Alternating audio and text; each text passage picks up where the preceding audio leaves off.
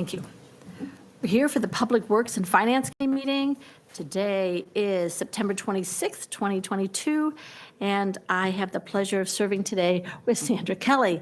And we have Bill Belnoff with us, and we have a room full of city staff here to teach us what we need to know. Okay, the first one is the approval of the Public Works and Finance Committee September 12th minutes. I must confess that since I'm not normally on this committee, I did not read the minutes with a fine-tooth comb, but I'm assuming they're good. And if Maureen is good with it, I am good with it. I am good. It goes on the consent. Excellent. Okay.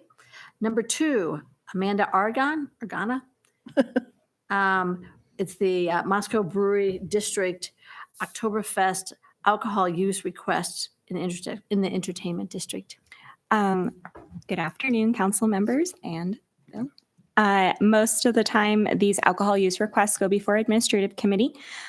So what we have in your packet is the Moscow Brewery District Oktoberfest taking place over in front of Rants and Raves off of North Jackson. Rants and Raves Brewery is the host, but pretty straightforward. The event was approved on September 16th.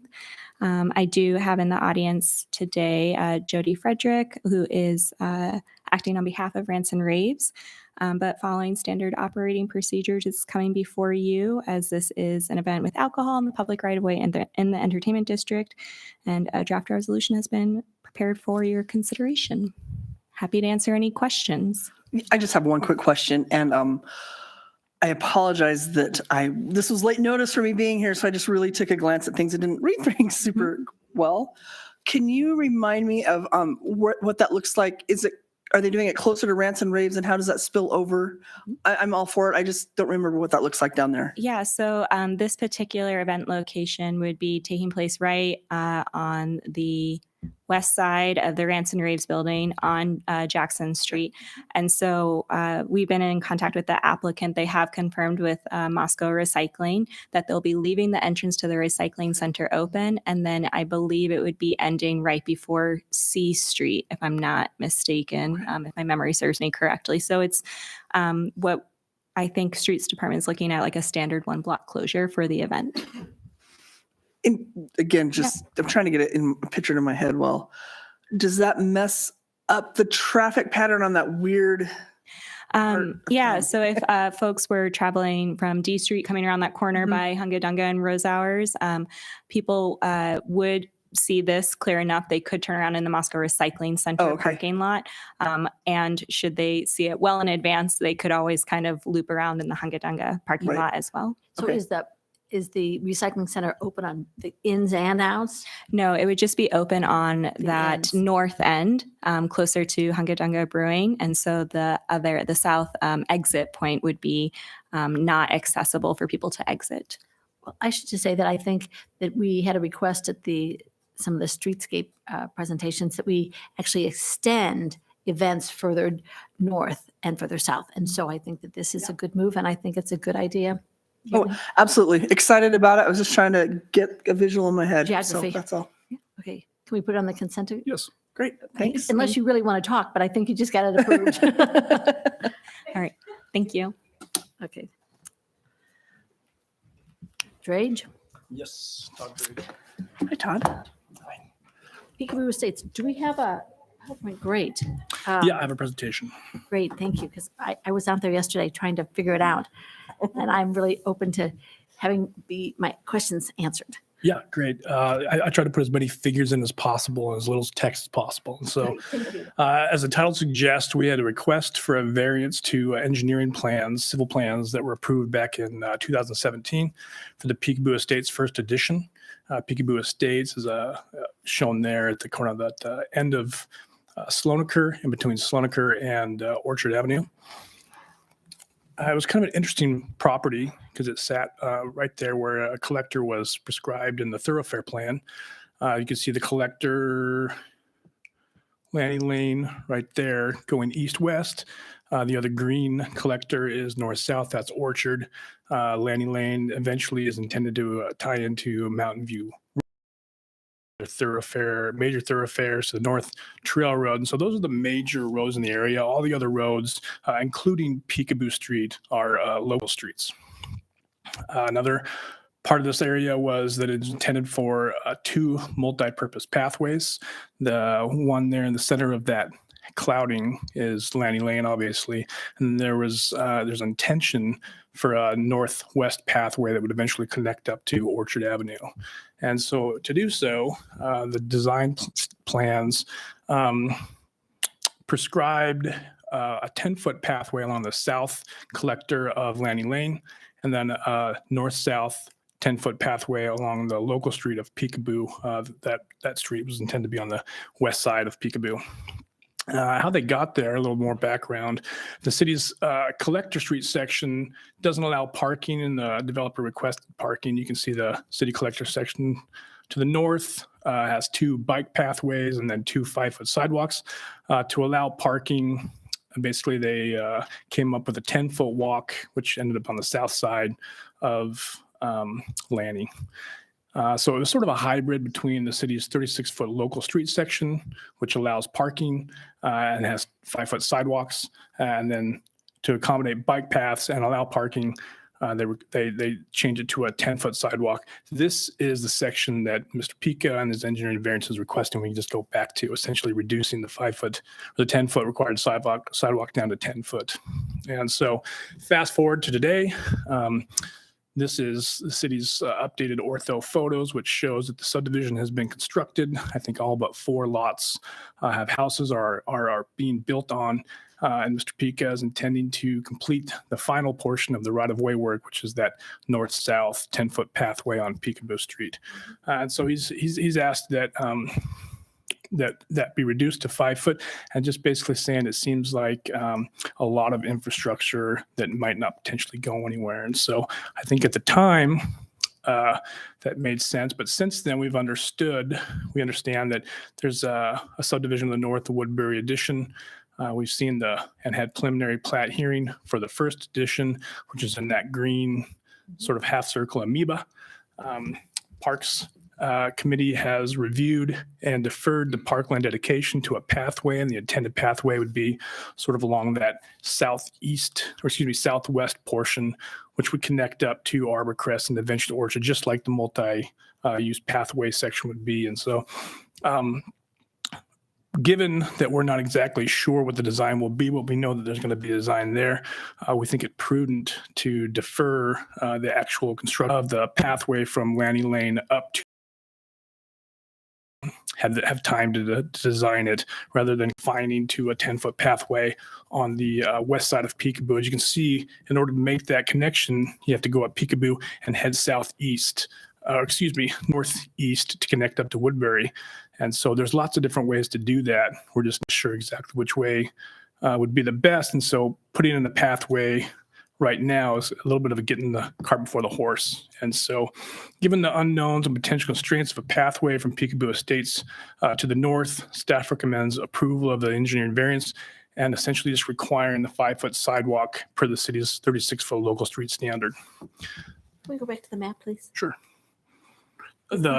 This one here? Yeah. That one. Do you have any questions? I do, but go ahead. I'd like to hear yours first because they might be the same. So my question is, I don't totally understand why we would wait to make that decision until later when they're already starting the construction on Peekaboo Street. Well, Peekaboo is actually constructed just a pathway. And so, I have a There's slide. a street that goes out there. Sure. Yeah. And it goes out there, and then there's this dead end with the little barricades there, which makes it clear that it's going to go further. It's going to go further. Well, in this instance, they actually deferred that improvement to a later date. I don't think they were certain where the driveway, that 10-foot pathway. So I don't think they were completely sure where the driveway would be. So rather than building that approach or having to tear out sidewalk, they elected to put an in-lieu security for this pathway, which just allows them to build it at a later date. The city essentially collects security to ensure that we can build it if the developer's unable to. And so the security's in place, and they're just basically going to build it as part of this, part of the construction of this house. Because part of what my concern is we've had discussions recently about the idea of bike paths and not having planned for adequate bike paths and that we didn't foresee what was going to happen. So at this point, I'm a little apprehensive about saying, oh, yes, we should take it from 10 down to 5 without knowing exactly what the future plans are. And then saying at some point you can build, but at that point they've built and now we don't have the bike path. So I'm just stuck trying to figure out why we would change it from what new news do we have from 2017 to today that would say this is okay.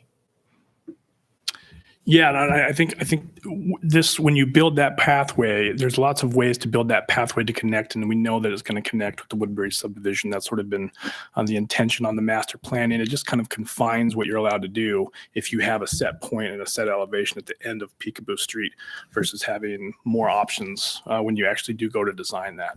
I'm lost in the set elevation and that. Could you explain that a little bit more to me? I'm not sure I totally get, because it goes straight down there, then it dead ends into nothing right now. Mm-hmm. And then you can look and you can see that there's where Woodbury's coming in, but I'm not sure. Okay. So the one thing I'd clarify maybe a little bit, at the time that the Peekaboo addition was approved, we anticipated that Peekaboo Street was going to continue to the north, and that it would maybe go just to the east of the pond and then kind of work its way up farther to the north. That's with the Woodbury subdivision, that connection is not going to occur. Why is it that we think that Peekaboo, and there's that kind of green area there, or brown, whatever it is, Mhm. like what will that do? Won't those be houses as well? And so Potentially it's somebody else's private property, so it's not part of the Woodbury subdivision. Right. It's not part of the Peekaboo Estates addition. There is another owner there. The question would be, if Peekaboo is not going to connect up to Woodbury, then it would cul-de-sac. And do you need to build a 10-foot path to go to an end of a cul-de-sac? Because it's What is- unlikely that what roadway the is going to likelihood continue. that something that ends at the end of a cul-de-sac without a house there is ever going to stay in the city limits and stay as a end zone, and nothing's going to get built beyond it? That you can still go straight. The person may wanted to sell their house, and then Woodbury's going to be right there. And what makes us think that nobody's going to go down Peekaboo? Well, there's a significant grade differential between where Woodbury is going to be and where Peekaboo Street comes in.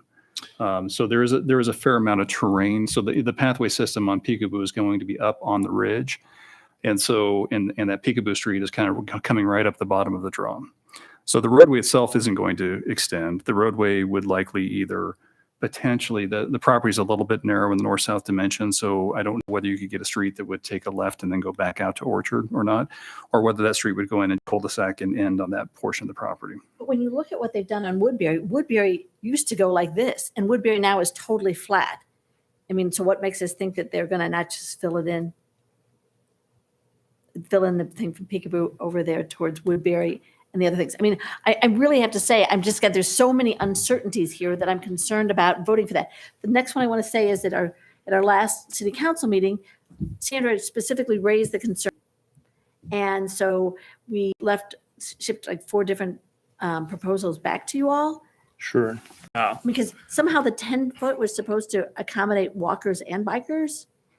Which is what this original Lanny design would do. And so I think kind of to your point is, if you have that 10-foot and you require it being made, you're going to want to try to use that versus, as Bill's saying, there's lots of other options for that northern property. You don't exactly know how it's going to be developed. So if you don't have that pathway built already, that shared use pathway kind of opens up your toolbox on how to connect that pathway system, like the pathway plan says to. So why would we not put in a sidewalk and then a bike lane on one side? Because it's a local street. So if Peekaboo just goes up in cul-de-sacs and it's 150 feet long, you wouldn't put bike lanes on it. Right. Because the volume speeds would be too low to Or would require. it be wide enough to be able to put a bike lane there if in fact we decided it? that- Not with on-street parking. So as a 36-foot wide roadway with on-street parking, our local residential street, we would not put bike lanes because they're unlikely to lead anywhere. Right, but I think, time out, I think one thing, if I get this, I think what Maureen's saying is there are a lot of unknowns. So if one of those unknowns is we think it probably will connect to something eventually, why aren't we putting the bike lane in now so we don't have to do that later? Or the wider sidewalk. We don't think it's likely to connect to anything. Okay, Yeah, that's the conclusion, that we've got the undeveloped property to the north, the skinny one. We have where the pond and that property that's now been placed in a conservation easement won't be developed. We have Woodbury now designed to be A different connector. all self-contained without a connection to Peekaboo. So the likelihood that it's actually going to go anywhere now compared to what we thought at the time that Peekaboo Estates was going in, because it's our normal thought process to have our 660-foot block length and to put these intersections in. So that was our thought process at the time, because Woodbury, the conservation easement to the north with the pond wasn't known. And so we just anticipated that road would continue to the north. At this point, it probably will only to provide access just to that one strip of undeveloped property, because north of that, you get to the conservation easement. And then to the east of that, you'd have Woodbury that does not have a connection in its subdivision design downward to connect because of the grade change. Okay. So at this point, we don't think it's likely that it's going to continue any farther. And it's just a local residential street, so it's just going to be likely up to service that property. Potentially, it would swing out and head back out to Orchard, but it would not be a street that we put bike lanes on. Just because the developer may not construct it would not preclude the city, if we felt at some point in time there'd be some benefit. It's just hard for us to potentially justify to the developer that this path is going to go someplace based on what has changed since that subdivision was approved. I read that the opposite way, so that helps. So there's going to be 5-foot sidewalks on both sides? It would be the local street standard. Right. And it would just go back to the local street standard, correct? Yep, I can, let me get to that. And the right-of-way would be there if the city ever wanted to add the additional 5 feet to that walk, if there does become a connection in the future. I think the developer's just thinking with what's happened around, they don't think it's going to go there. I'm sure their preferences, they'd like to not have to spend the money on a 10-foot pathway that at this current point doesn't look like it's going to extend any further. You're all confident it doesn't look like it's going to extend that way? Yes. Yep. Currently, as Bill mentioned, the master plan is what that hasn't been only the right now, but there is, as you mentioned, they kind of leveled that off, and so these peaks and draws here are all sort of higher right now. This is an exaggerated elevation, so this is 3-to-1. But the elevation of the Woodbury subdivision is sort of where Slonaker ends at that hill, at that ridge right there. That's where the elevation is, and then you can see where that peekaboo, that white peekaboo, is stubbed out. And so it's a challenge. It'd be a challenge right now to do that.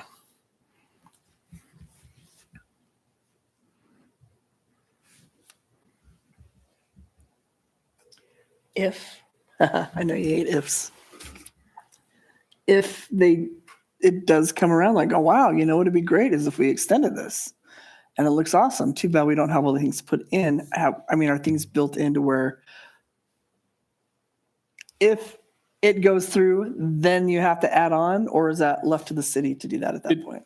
It likely be, unless the city retains some form of security, but then the developer might as well just go ahead and put it in. I think they're requesting to be relieved of that responsibility. So if some point down the road we say we think we want to widen that sidewalk for some reason, then that would likely be on the city's expense if the council chooses to waive that. The alternative is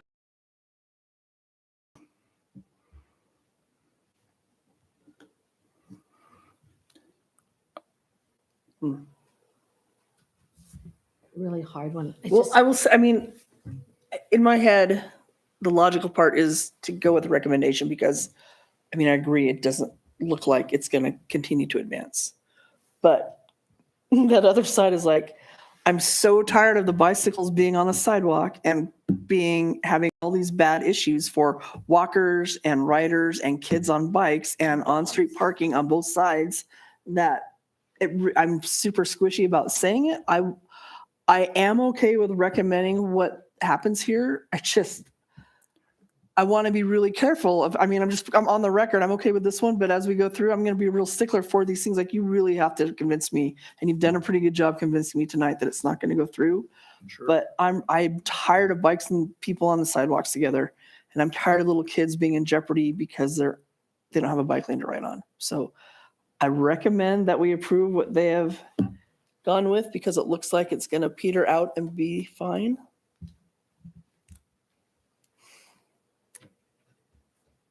I think we have a lot of bikers on council, and I am also just concerned about whether or not the two of us should make that decision, or should it actually go to the general agenda?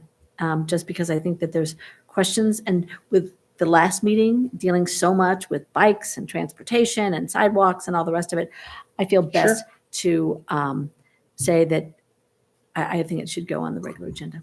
Sure. Great. Thank you. Thank So you. you would like to do that without a recommendation? I'm fine with the recommendation. I'm also fine without. And since this isn't my normal committee, I'm going to defer to Maureen on that one.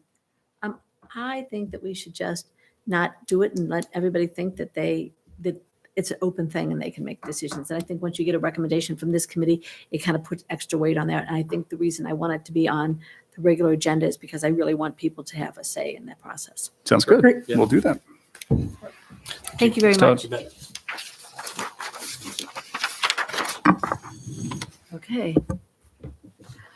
Scott Bontrager, the booster station replacement, phase 2. Good afternoon. Good afternoon. So before you today are the latest bid results for the rebid of the booster station replacement phase 2.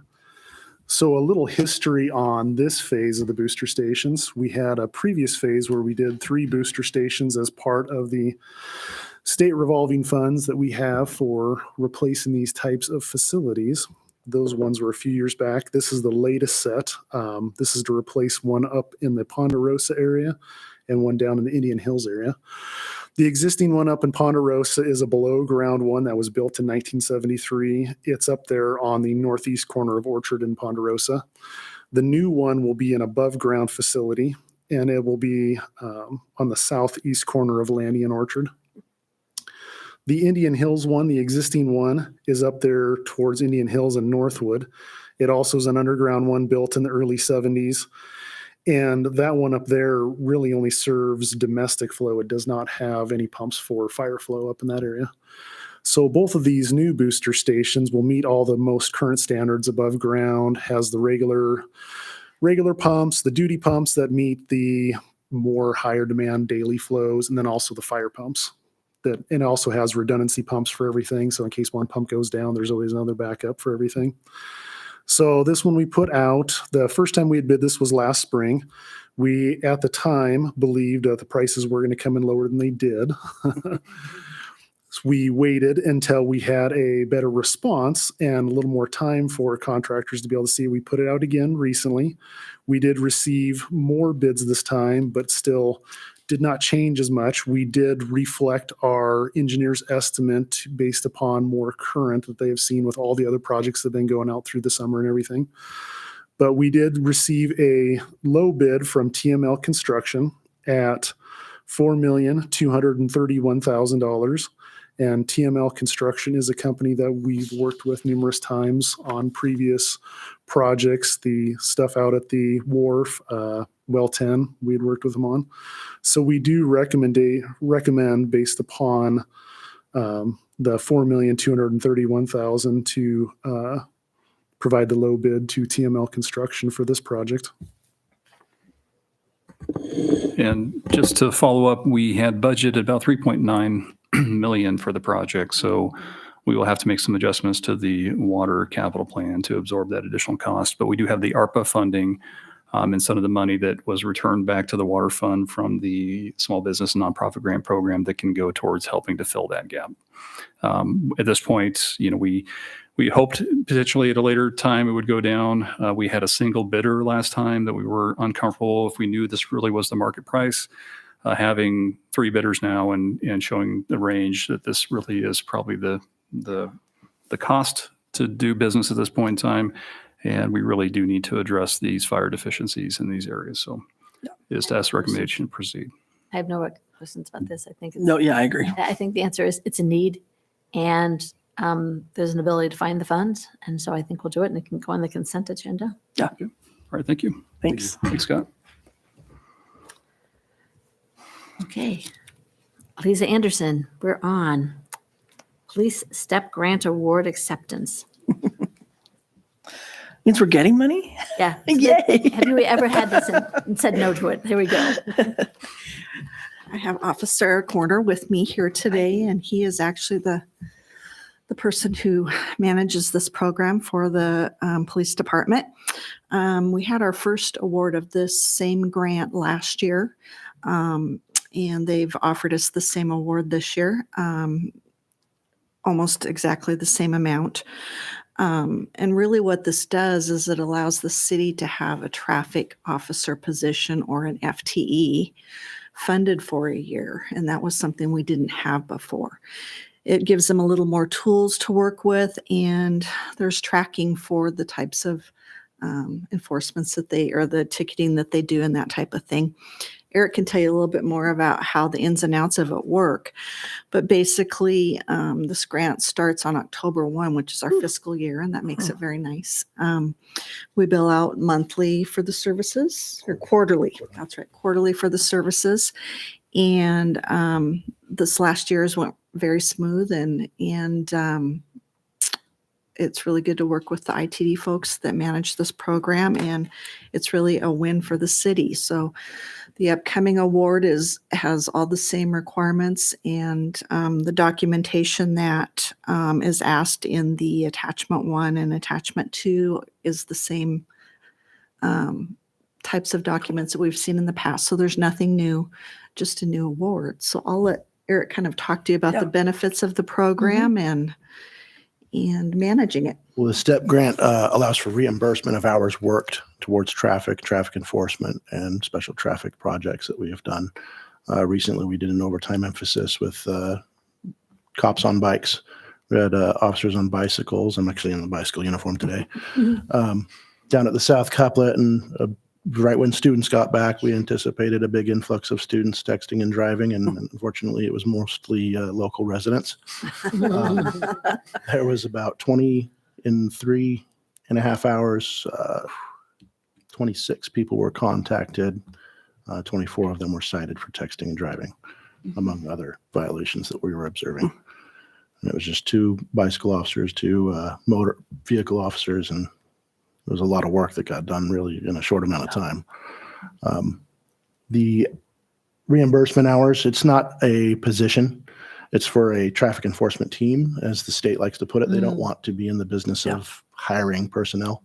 And so they've just allowed us to do the reimbursement of hours. And in this past year, officers would work maybe an hour during the regular shift of overtime, doing not overtime, but of regular hours of traffic enforcement. They would then fill out a form that I would compile, and a couple thousand pieces of paper later, we got up to, right now we're at $82,000, sorry, $89,000 that we got reimbursed so far. Great. Do we think there's a chance that it will continue to get funded again? You know, they told us that there was an allocation after the first year. It was funded for 4 years. There was an appropriation, so Good. we would hope so. Try to apply for it as long as we can. Yeah. That's good. I have just a logistic question, and it has nothing to do with this grant application, but when someone's driving their car and texting at the same time, and you're on a bike, how do you stop them? Radio. Oh, you just, it's a megaphone. And you Motorola. Pull over. It's a lot faster than I am on a bicycle. just pull over. And they had 2 police patrols in cars also with them, so they could Okay, radio. I was just kind of curious. You riding your bike down the A lot of street. folks at the back up there at the South Couplet, which many of us are aware of right now. People are stopped, and we're seeing them roll up with their phone in hand, looking at it as they come to their stop. And they're paying close enough attention to stop, but not much else, Yeah. it seems. No, that sounds great to me. Yeah, me too. Consent agenda. Okay, thank you. Thank Awesome. you. Thank you. Sir. Thank you. Okay, so Nate will join me for this next one. Thank you, Eric. Come on, Nate. So, Is Nate coming up and joining you? oh, Okay, sorry, Nate, I was just wondering how many times. I need to speak a little louder. This presentation is about a parks grant that we actually applied for in 2020. And,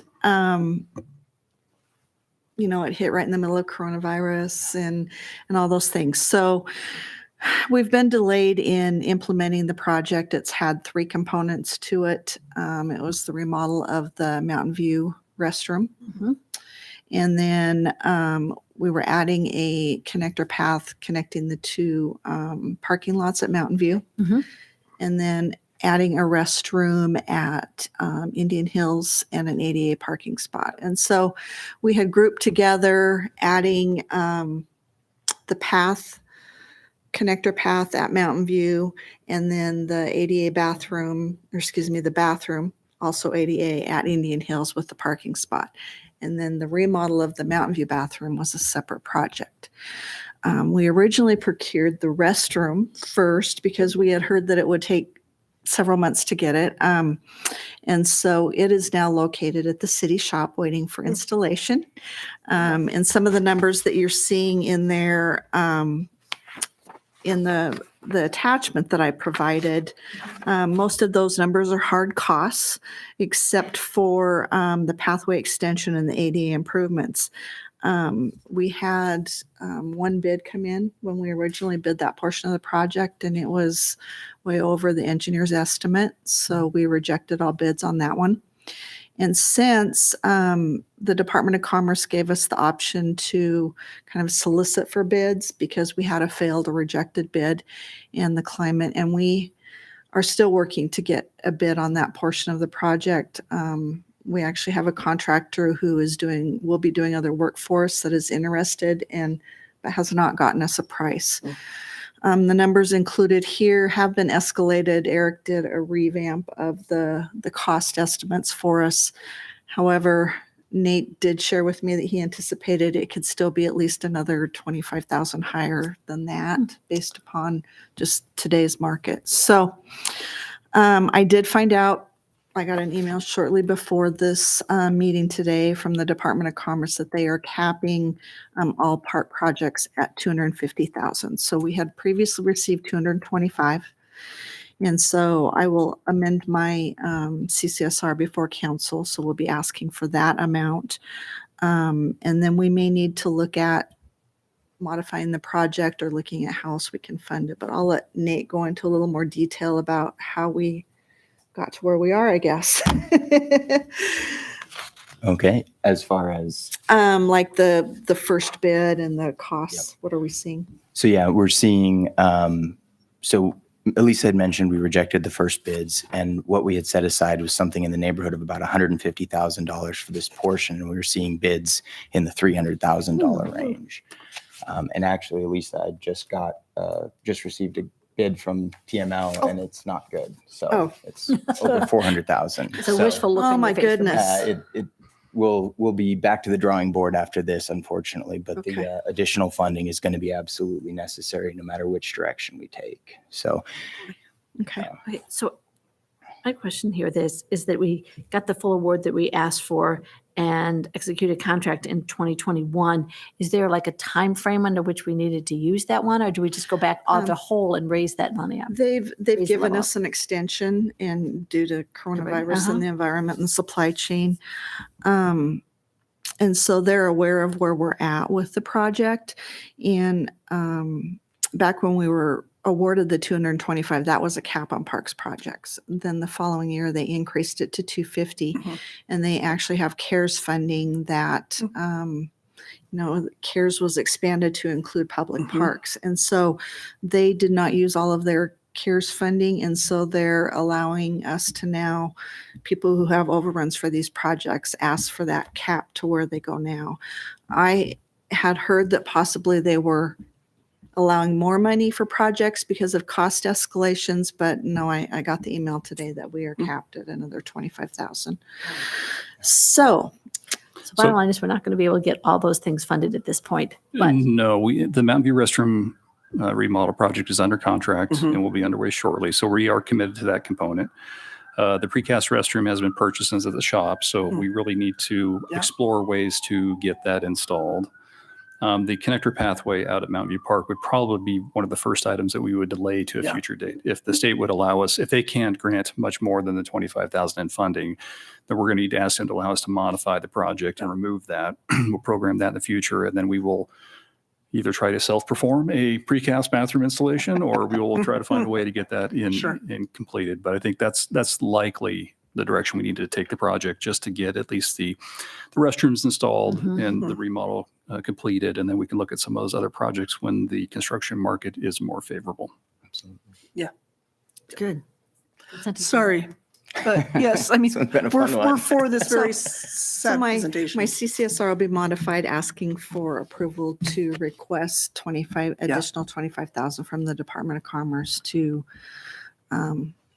fund some remaining items of the project. And we will probably also then be asking to modify the scope also. Yes. Thank Good you. luck. Thank you. Thank you. Okay, are there any staff reports? There That's is. consent. We do. We've got a Staff construction report? project report Hey. from Scott.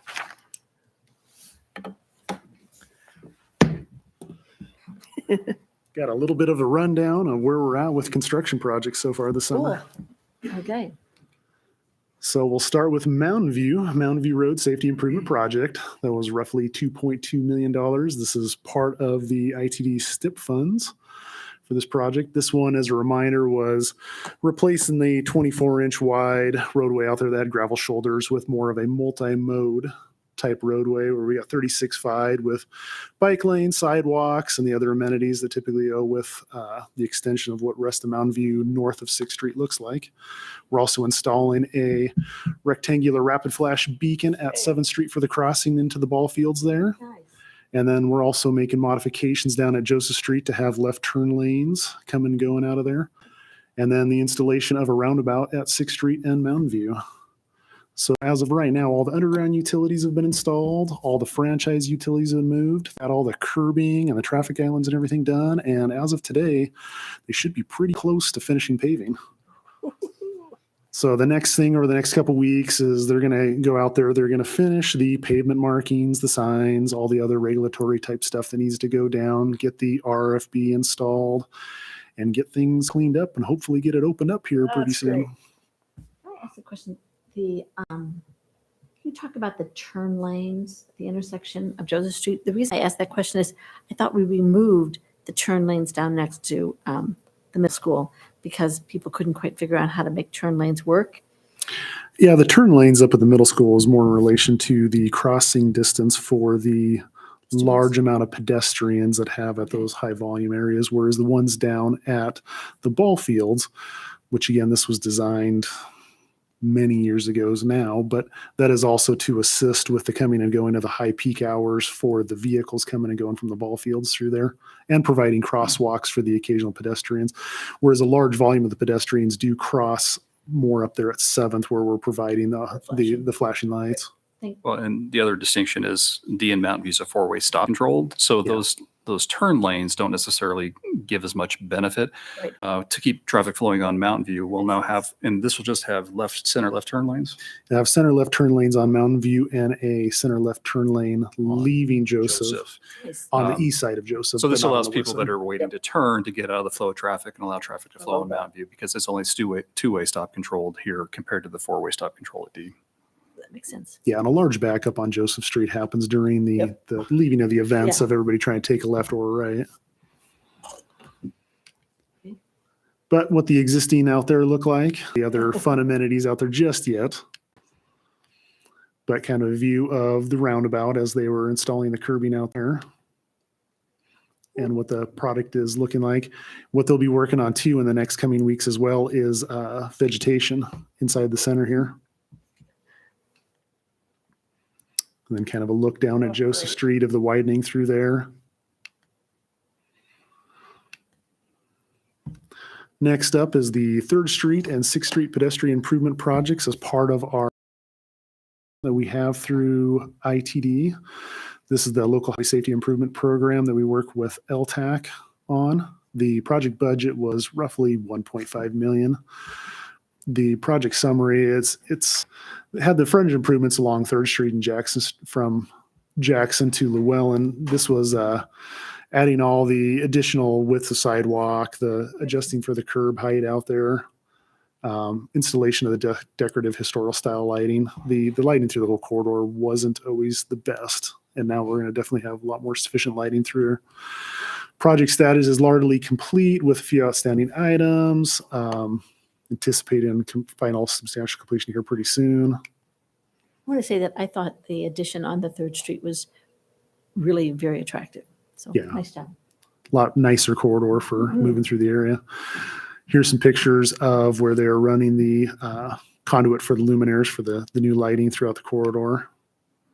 And then kind of a look of the finished product where you actually have more of the decorative brick, the wider sidewalks moving through the area.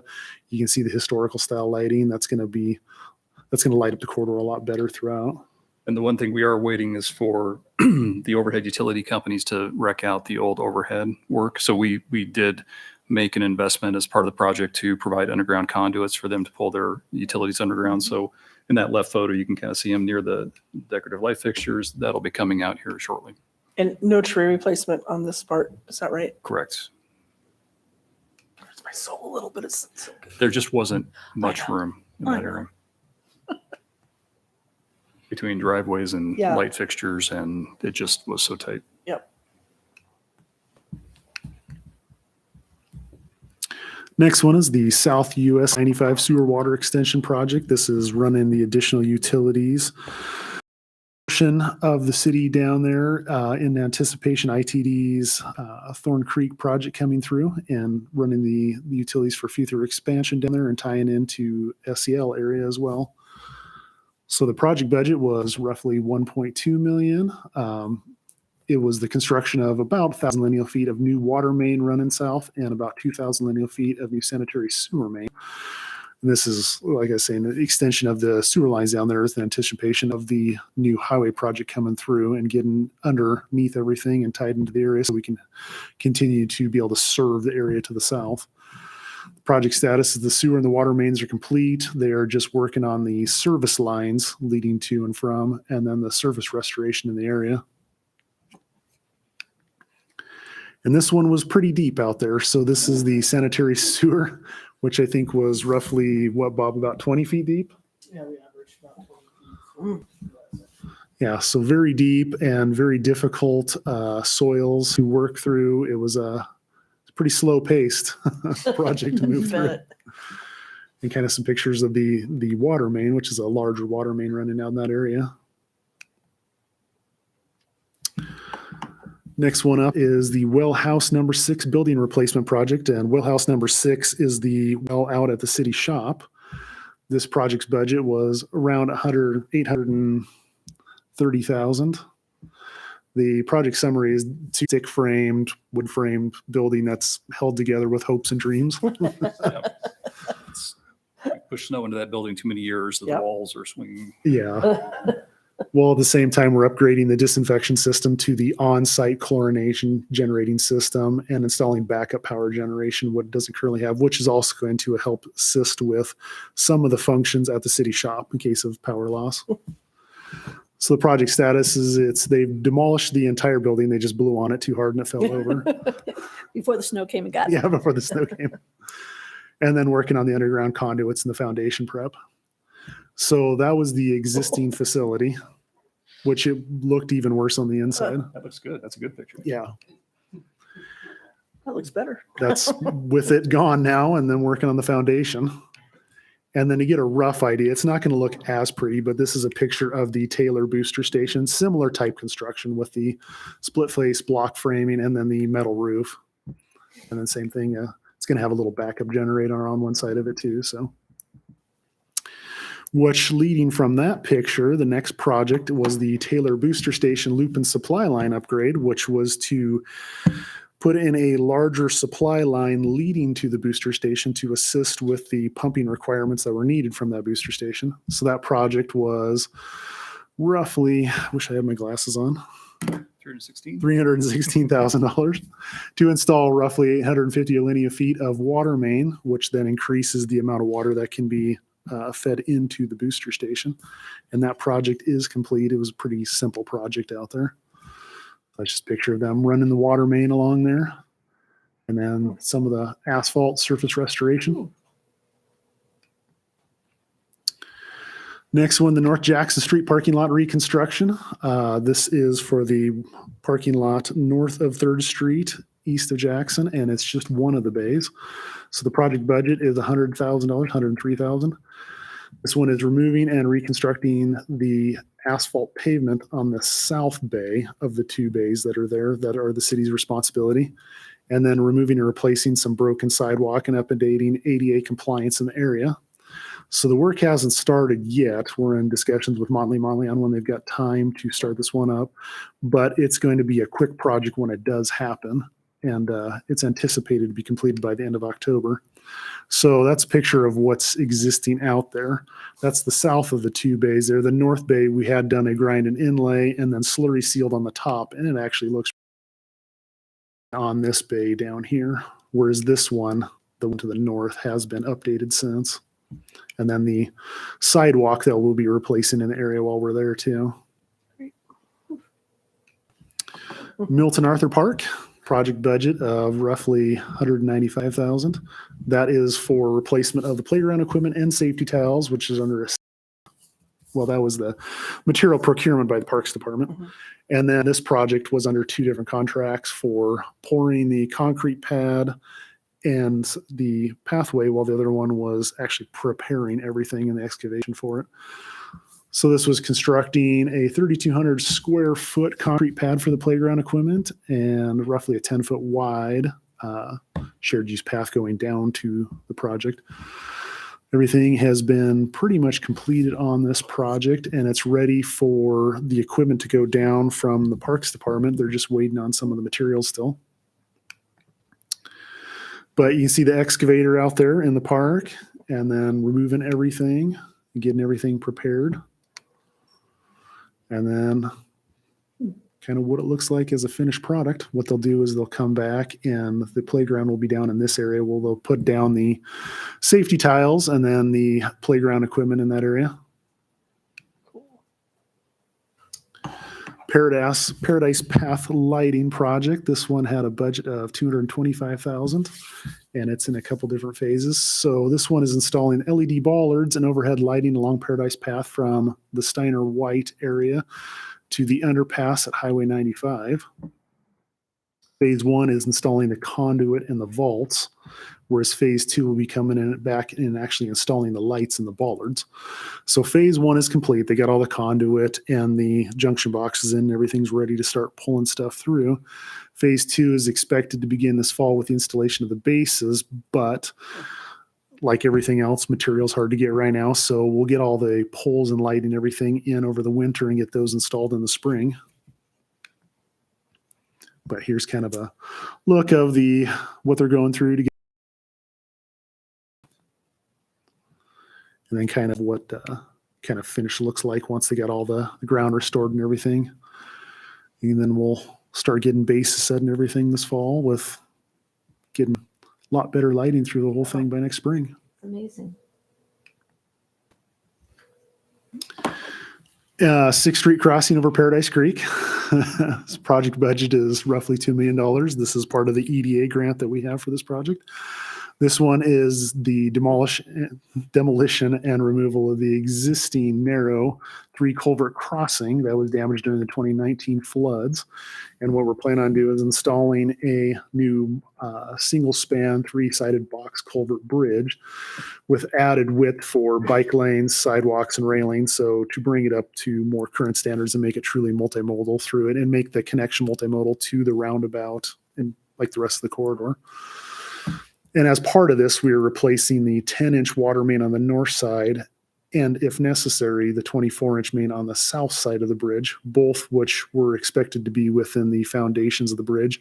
They're currently unearthing the 24-inch right now, and we may have found it further south than initially expected. Great. So we'll see. Fantastic. Nice. Which would be a very nice thing. So right now the contractor is working on replacing the existing 10-inch and it should be tied in here sometime in the near future and exposing the 24-inch. And we got an updated schedule from the contractor today and are working through project. The original project that won't end. The original hope was that this project would be finished by the end of October and we'll be negotiating to see where we're at currently with everything else. That's a hard one to go on, I think, to get it done by the end of October, it seems Yeah. to me. We're a little slow getting out. Yes. Into the gate, here we go. So here's a picture of more recently what it looked like of where they were replacing the 10-inch. The existing 3 culverts are still there and the asphalt. It's just everything's covered with all the material that's been excavated out. And that them uncovering on the other side, there really honestly isn't much else to show on the project right now.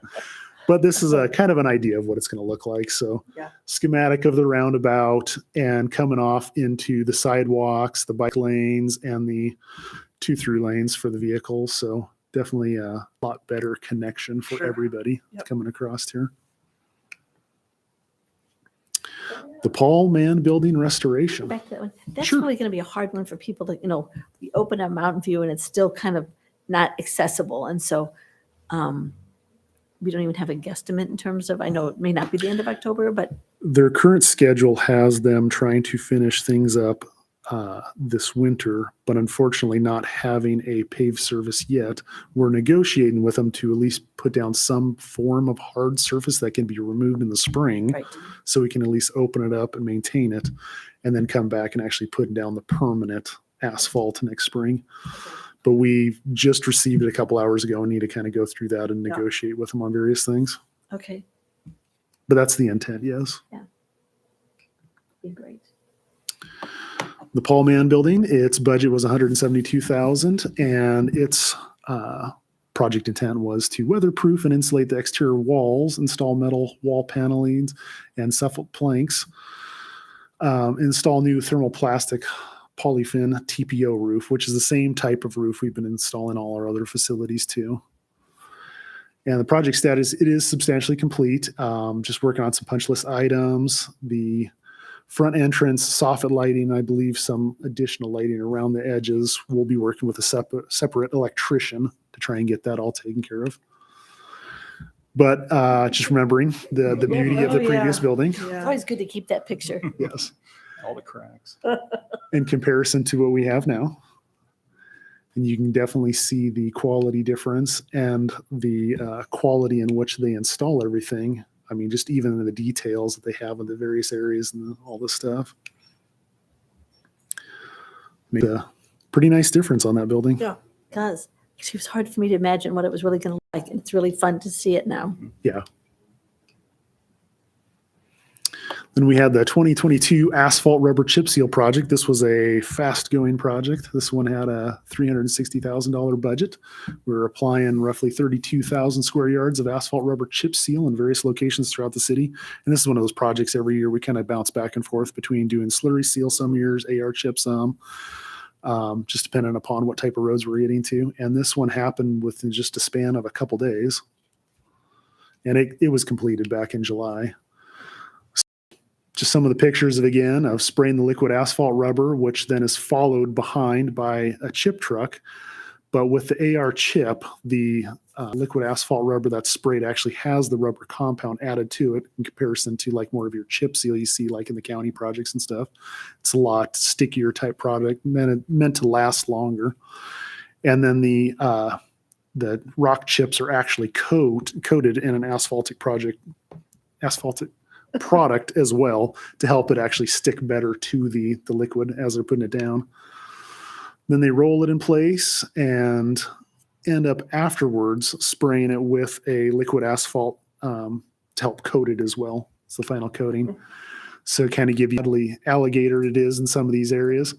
And this type of product is meant to last about another 10 to 12 years, depending upon its location, longevity, what's going through there. But just another tool in the toolbox for roadway preservation. Can I ask you a question? Sure. When we put it down there and it's supposed to last 10 years, at that point, can you treat it again or do you actually have to just rip it all up and start over again? Depends on how things are looking. So these type of products work best when there's a strong base below the asphalt. So if we're not showing any type of base failure, things are starting to rut, things are starting to pump through, any of that type of stuff. Yeah, a product like this, you can typically, or we have even gone over a product like this with more of a slurry seal at a later point to seal it up even better and tighten everything. But yeah, there is the possibility of just continuing like the slurry seal. We've gone through some neighborhoods and have put in a second coat on because the previous one had worn off after about that 7 to 10 years. But yeah, this is definitely more of like your oil change in a car where we're just trying to keep the good roads good Yeah. and keep things maintained. The Children Pedestrian Safety Grant, this is another one of the LTAC grants that we had received. The project budget on this one was $296,000.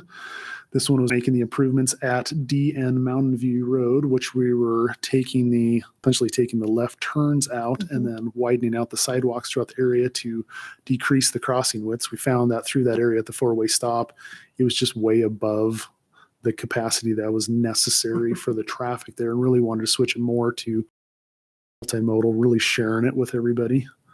And the improvements made at B Street in Cleveland was extending the pathway down from Euler Field through that pathway system and making a better connection there for parent drop-off and everything. And that project is complete. Just some pictures of them removing the existing sidewalks and curb and getting ready to widen things out. You know, kind of what it looks like as a finished product around some of these spots. Kind of while they're doing the work out there, pouring the curb on the left side and the sidewalk and pedestrian ramps on the right side. Just more finished product look. And this is that connection down to B Street. Kind of what it looks like out there. We're just waiting for the grass seed to grow. I forgot that you were doing this part, and I was walking my dog. I'm like, what is going on? I'm like, oh yeah, okay. Not just the dead end portion of street anymore. Now it actually has a little more function to it. But yeah, any questions on anything or? Wow. You've That been was pretty busy. cool. Individually to us over the year, and all of a sudden it's like, and here's where that was really Yeah. very, It was satisfying. it was really fun. It's like, oh my gosh, I'm the big C, completion. And that was like, you've done a great job. And it's really fun to see the Mountain View stuff because I know that I'm not the only one that's like, so how's it going over there, right? So I appreciate all the It's always the pictures. tough part about full roadway construction Yeah. is the underground stuff. You just really, you can't see the progression that's happening there. And then once you get above ground and things start really happening, everybody gets excited. Yeah. You know, you can see it a lot easier. So, very cool. Thank you. Yeah, thank you. Thanks for the presentation. Thanks, Scott. Is there anything else? Nothing else? You can adjourn. Let's adjourn. Let's adjourn. Thank you. It was a great time. Before 5, look at And that. thank you all for all Yeah, your thanks, everyone. presentations today. It was great.